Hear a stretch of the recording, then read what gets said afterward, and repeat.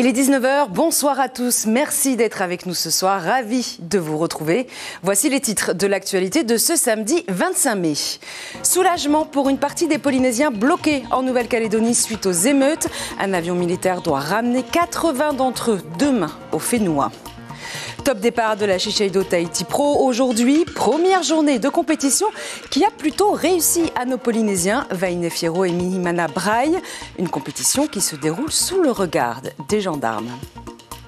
Connaissez-vous Paka Isore? Ce groupe vient des Australes, un groupe surtout d'amis qui partagent la musique de leurs îles. Ce soir, nous recevons son leader. Tutaki Make est notre invité de notre rubrique musicale du samedi soir. Puis, nous partirons au front de mer de Papeete au cœur de la mini-parade organisée par la commune à l'occasion de ses 134 ans. Nous rejoindrons Caroline Fary qui sera en direct avec nous. Le compte à rebours a commencé. Première grande scène pour les 10 prétendantes à la couronne de Miss Tahiti 2024. Avec la soirée de gala, nous irons faire un tour dans les coulisses du show. Ils sont bloqués depuis le 13 mai dernier. Suite aux émeutes qui ont éclaté en Nouvelle-Calédonie, une partie des Polynésiens actuellement sur le Caillou vont enfin pouvoir rentrer à Tahiti. L'État et le pays ont travaillé de concert pour mettre en place un premier vol militaire. Il partira de Nouméa lundi. Un soulagement pour 80 des 160 Polynésiens coincés sur place, impatients de retrouver le Fénois. Caroline Fary et Hubert Liao. Une lueur d'espoir pour Rani Hao et son compagnon, bloqués à Nouméa depuis les événements. Les 3 jours de vacances ont viré au cauchemar et leur situation personnelle est aujourd'hui compliquée.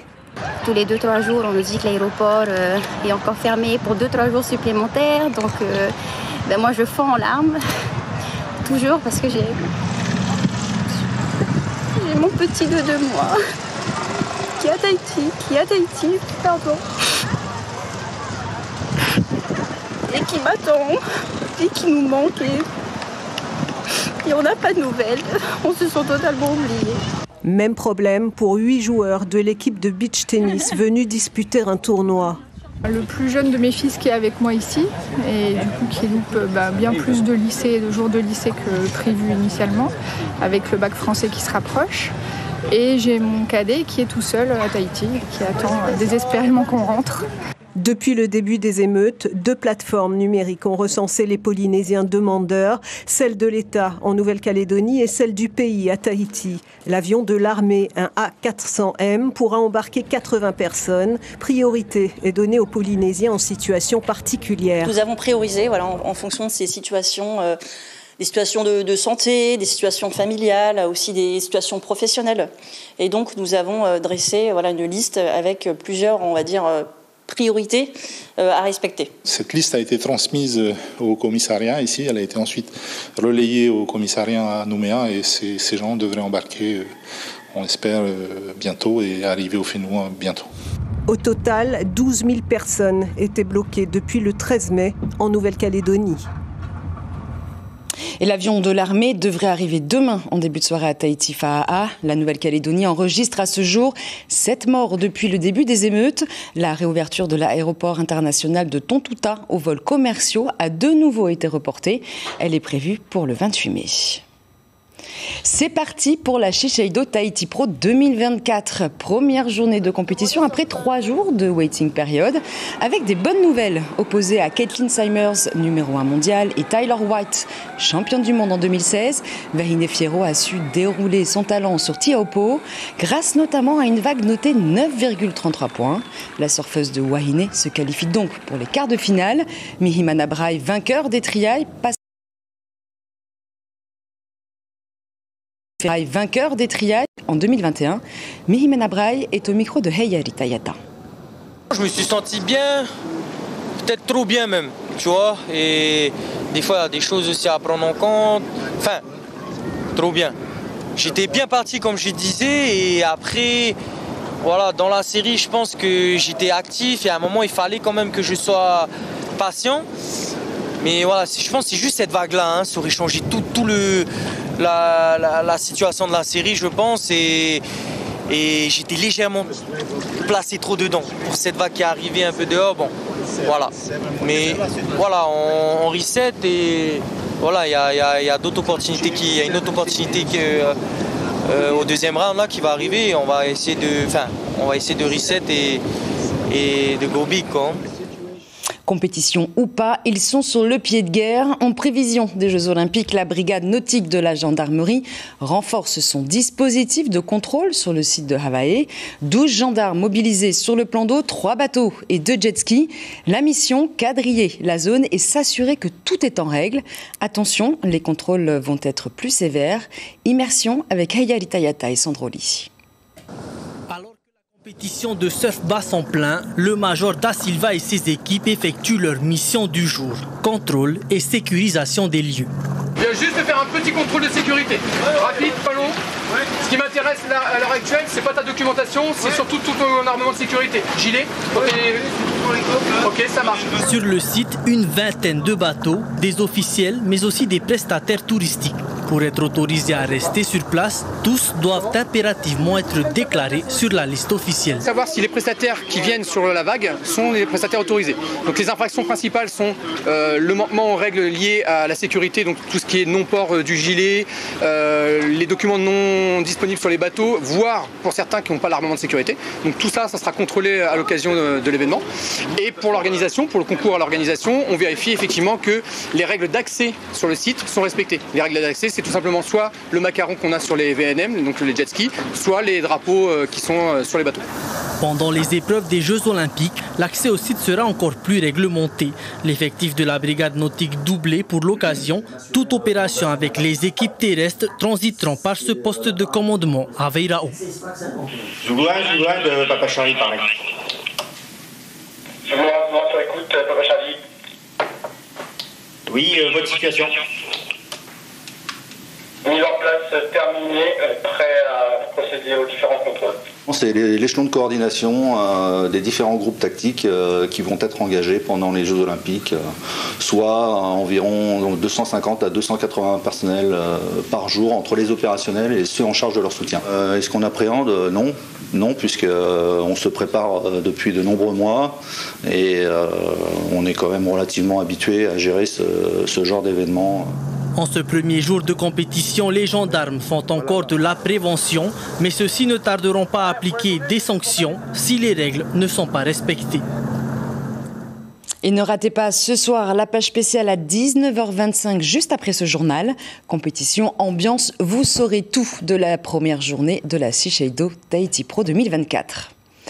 10 morts par suicide ont été recensés au Fénois depuis le début de l'année. Des chiffres qui inquiètent. L'association SOS Suicide a donc organisé ce matin une conférence au lycée Hôtelier. L'idée, sensibiliser la population. Sur place, plusieurs ateliers pour aider les parents à adopter les bons gestes face à un enfant ou une personne suicidaire. Les précisions de Ghislaine Nefer, membre de l'association. Elle est au micro de Théophane Teriitoa et du Berliao. Pouvoir essayer de donner les bonnes informations, mais aussi quelque part de pouvoir former ce qu'on appelle des sentinelles, ça veut dire ça peut être des adultes comme des jeunes, de pouvoir leur donner des outils pour repérer des gens qui ne se sentent pas bien, pour pouvoir ensuite donner des pistes ou de les orienter vers des professionnels. Autre événement organisé par une association aujourd'hui. Chaque année, Entre deux mondes consacre une journée à l'autisme, une pathologie qui touche 1% de la population en Polynésie, soit environ 3000 personnes. Selon la Haute Autorité de Santé, ateliers de sensibilisation, cinéma, maquillage. Pour la 6e édition, plusieurs stands ont été mis en place au parc Paofei ce matin. 500 personnes ont fait monter la température hier soir à Moorea à l'occasion de la Xterra, la nuit des trails. Une course particulière qui pousse les coureurs à se dépasser au cœur d'un parcours unique tout autour de l'île, accompagné d'une équipe de bénévoles. Plusieurs courses au programme, 25, 50 et 100 km. Nos journalistes Melissa Chong et Rohan Potoru ont suivi cette nocturne. Regardez. 500, c'est le nombre de coureurs engagés dans ce trail de nuit de 25, 50, 75 et 100 km. Et à ce jeu, les meilleurs n'ont pas tardé à faire leur apparition dès le premier col. Cédric Van en tête de cortège, suivi de son acolyte Thomas Lubin, Gabriel Letertre et Delby Villagongora. On retrouve Cédric Van rapidement sur la descente des 3 Pinus avec une avance confortable et une aisance déconcertante sur les obstacles du parcours. À l'arrivée, pas de surprise, il s'impose sur le 25 km en 2 heures, 43 minutes et 51 secondes. Pour moi, c'était une expérience inédite parce que j'ai jamais fait de course de nuit. Au final, courir de nuit, t'as un peu les mélanges, tous les mélanges, enfin les sens qui se mélangent. T'as un peu un effet de synesthésie, quoi. T'es un peu dans un rêve des fois. Quand tout va bien, ça va, mais à la fin, là, les 4 derniers kilomètres, j'ai quand même eu du mal, j'ai peiné. Les mecs, c'est l'armée. Sur le 50 km, c'est quasiment le même scénario qu'au 25 km, mais avec Thomas Lubin, seul aux avant-postes, une épreuve qu'il affectionne particulièrement et une bonne préparation en vue des prochaines compétitions mondiales. Dans une semaine, on a un swimrun avec mon binôme Cédric Van, swimrun Vodafone à Punaouia, et surtout on a une manche de Coupe du Monde Otilo swimrun au Canada le 7 juillet. Et là, il va falloir qu'on soit très près.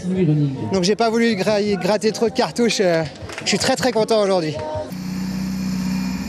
Quant aux 100 km, on ne le présente plus. Delby Villa Gongora passe la ligne d'arrivée en 13 heures, 44 minutes et 41 secondes. On a pesé bien fort, s'il vous plaît. Dimanche se disputera la dernière compétition du Xterra sur un parcours de 12 km où sont attendus 700 coureurs sur la ligne de départ. L'exploit n'a pas eu lieu pour la AS Pirée hier soir au Stade Pater. L'équipe de football tahitienne a été sèchement battue par Auckland City 0-4 lors de la finale de l'OFC Champions League. Une défaite qui ne permet donc pas à Tahiti de remporter sa première coupe océanienne, mais elle permet à la Nouvelle-Zélande de gagner son 12e titre de champion d'Océanie. Écoutez la réaction de Vateaterei, coach de Pirée, au micro de Maroki Duri. Ils nous ont donné une leçon de haut niveau, les Néo-Zélandais, là. Ils n'ont pas vraiment été, ils n'ont pas cherché le joli, ils ont été très efficaces et à chaque fois ils nous ont mis un but vraiment au moment où on ne s'attendait pas. Vos joueurs ont eu du mal aussi à récupérer de la demi-finale aussi, ça a un peu joué. On ne va pas prendre l'excuse de la demi-finale, une finale ça se gagne.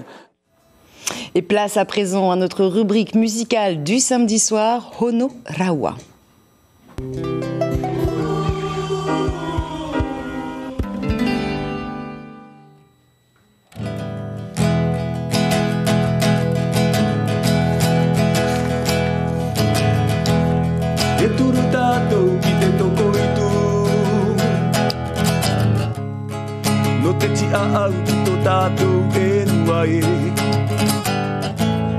Ia aroa tō tātou kāinga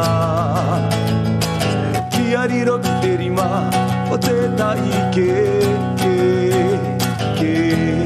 Noko e o ki vau o paru ina kumai ai No te aka ki te itoko e a kaero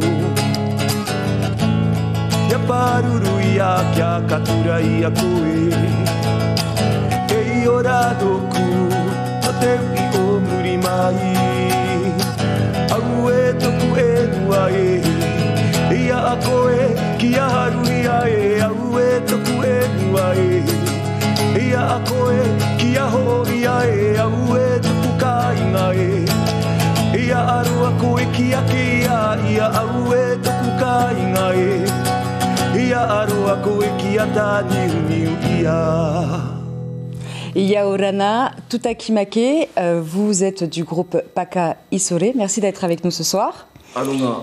Alors racontez-moi un peu votre groupe. C'est créé en décembre dernier. Racontez-nous un peu comment il s'est créé, quelle est la genèse de ce groupe. En fait, le but premier du groupe, c'est tout d'abord de promouvoir la culture et aussi de promouvoir la langue et de mettre en avant la jeunesse. En effet, on est beaucoup de jeunes dans le groupe, donc la musique, ça nous permet d'apprendre davantage sur la culture et sur la langue. Alors, vous venez des Australes, particulièrement de Rapa. Justement, c'est ça que vous voulez mettre en avant, la musique, la culture de Rapa, la langue aussi de Rapa? Oui, on voulait mettre en avant la langue de Rapa, mais pas que, parce qu'on n'est pas tous originaires de Rapa. On est 4 de Rapa, 2 de Tahiti. 2 de Tupoué et un de Takaro. C'est important justement de pouvoir mélanger, de montrer un petit peu l'ensemble de la famille polynésienne dans votre groupe. Oui, c'est très important, ça nous permet de connaître d'autres cultures, de connaître d'autres chansons, d'apprendre davantage sur les personnes différentes de notre culture. Alors qu'est-ce que veut dire Paka Isore? Alors il faut savoir que dans les années 60-70, il y avait l'installation du CEP en Polynésie française.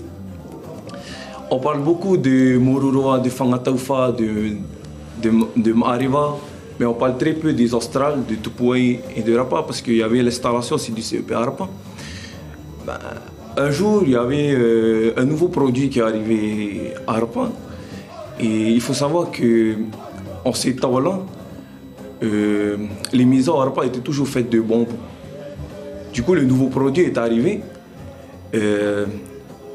Les gens de là-bas ne savaient pas, ils savaient pas lire en français, ils ne comprenaient pas le français, ils n'arrivaient pas à prononcer les mots en français.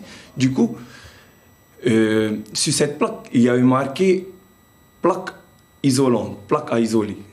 Ben, ils ont appelé ça Paka Isore. Du coup, on a pris ce nom pour le nom de notre groupe et c'est un petit clin d'œil à nos ancêtres. Alors, ces dernières semaines, ces derniers jours, vous enchaînez tout de même les concerts. Vous avez même enregistré en studio votre première chanson. Qu'est-ce qu'elle raconte, cette chanson, et comment s'appelle-t-elle? Alors, cette chanson, c'est une chanson de Steve Angia. Le titre de cette chanson, c'est Marutenaka. Effectivement, on l'a enregistrée la semaine dernière. Elle sortira peut-être en juillet. Et cette chanson, ça parle en fait, ça raconte l'histoire des enfants de Rapa. Quand ils vont faire leurs études, ils sont loin de leur île, mais quand ils rentrent sur leur île et dans leur famille, le cœur il est apaisé. Voilà, c'est ça. Merci Toutaki. On vous retrouvera à la fin de ce journal. Merci, à tout à l'heure. Ce soir est le premier des grands soirs pour les candidates à la couronne de Miss Tahiti 2024. Première scène devant un public nombreux avec le gala organisé dans un grand hôtel de la côte ouest. Après plus de 3 mois de préparation, l'aventure se concrétise donc pour les 10 candidates au titre cette année. À quelques heures du show, l'heure est donc aux préparatifs. Mélodie Huilamoa Fassionné et Mirko Venfo étaient à leur côté. Ambiance détendue à quelques heures de la traditionnelle soirée de gala de Miss Tahiti. Coiffure, maquillage, exercice de respiration, dernière retouche sur les tenues de défilé. Chacune gère son stress à sa manière. Il y a beaucoup de bruit et beaucoup d'agitation. Donc la musique, le casque, c'est ce qui me permet de vraiment me concentrer et d'être dans ma bulle. En vrai, je suis vraiment pas du tout stressée parce que j'ai connu pire en tant que présentatrice d'une élection. Du coup, j'ai été de l'autre côté, le côté où tu dois vraiment tout organiser et tout ça. Donc, je trouve que je suis moins stressée que quand j'étais présentatrice. Ça va, là j'ai du bon stress, j'ai juste hâte d'être sur scène. Poeti Yul Poroi, deuxième dauphine de Miss Tahiti 2023, se rappelle leur préparation l'année dernière, entre stress et excitation. Aujourd'hui, elle veut accompagner ces jeunes femmes dans ce début d'aventure. J'ai surtout envie d'être là pour elles, tu vois, si elles ont besoin d'être rassurées, si elles ont des questions, qu'elles ont le trac. Et puis aussi profiter avec les filles, parce que ça va être une de nos dernières scènes, du coup, avant de rendre nos titres. Donc voilà, un peu de tout ça, un mélange de tout ça. Une première soirée officielle qui fait office de répétition générale avant l'élection. L'occasion également pour l'une des candidates de gagner son ticket pour le top 4. Ce soir, c'est très important parce que le public va choisir une Miss, une candidate qui sera, elle, d'office sélectionnée pour être dans les 4 finalistes. Donc c'est pour ça qu'elles ont quand même un petit peu cette pression parce qu'au final, il y en a déjà une qui va jouer un petit peu sa place ce soir. 650 personnes sont attendues au gala ce soir. Dès la semaine prochaine, les 10 prétendantes au titre seront entièrement consacrées à la préparation de l'élection le 21 juin prochain. C'est la fin de cette édition. L'information principale de ce samedi 25 mai, soulagement pour une partie des Polynésiens bloqués en Nouvelle-Calédonie suite aux émeutes. Un avion militaire affrété sur le Caillou va pouvoir rapatrier 80 des personnes coincées sur place en attendant la réouverture de Tontouta prévue mardi prochain. Au programme de votre soirée, le feuilleton Legacy suivi de la série Les arômes du cœur. Et je vous propose qu'on se quitte en musique avec cette composition Marute Nakau, interprétée par Tutaki Mare. Excellente soirée à tous et à demain.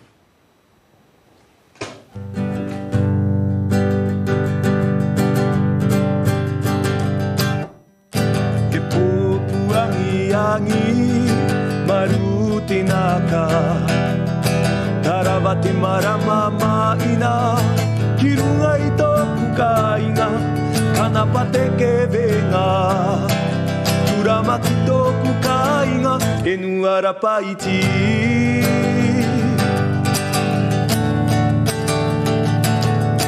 Epopuangi angi Marute naka Taravate maramama ina Kirunga ito kukainga Kanapate kevenga Turamakuto kukainga Enuara paiti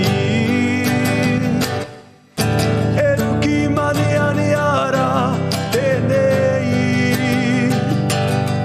No tato eteanga Pikinene No tato eteanga Karakua Marute naka Kite enuane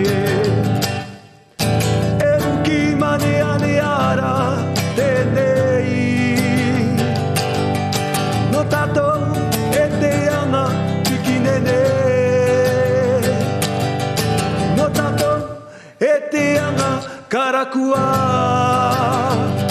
Marute naka Kite enuane Marute naka Kite enuane Marute naka Kite enuane Marute naka Kite enuane.